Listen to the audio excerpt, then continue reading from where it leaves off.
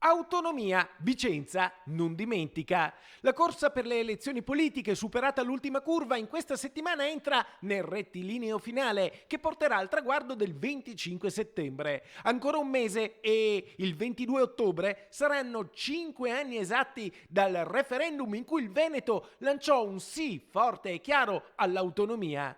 Nell'occasione il vicentino segnò il record sia per affluenza alle urne, con un 62,7% di votanti, sia per il 98,3% di sì, a fronte di una media veneta del 98,1%. Comunque sia, fu un successo di popolo, non certo di governo, visto che oggi siamo ancora qui che aspettiamo la riforma.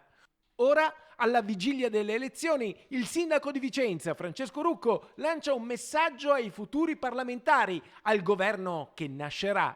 I Veneti hanno espresso in maniera chiara una volontà, vogliono l'autonomia e la vogliono per tutto il Veneto. È giusto che chi verrà eletto in Veneto porti avanti questa battaglia giù a Roma. I governi appena passati hanno cincischiato e quindi non hanno portato a casa il risultato.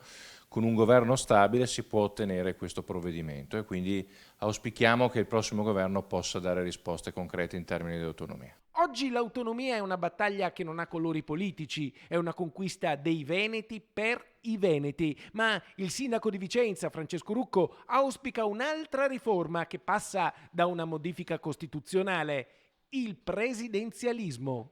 Ritengo sostenibile sia la battaglia dell'autonomia che un cambio di rotta che possa applicare una legge che veda una elezione diretta anche del Presidente e quindi un'elezione diretta sulla base anche di quello che avviene per i sindaci, per poter dare più stabilità ai governi e per dare più forza ai presidenti che possano poi essere espressione vera del Paese e quindi dei cittadini.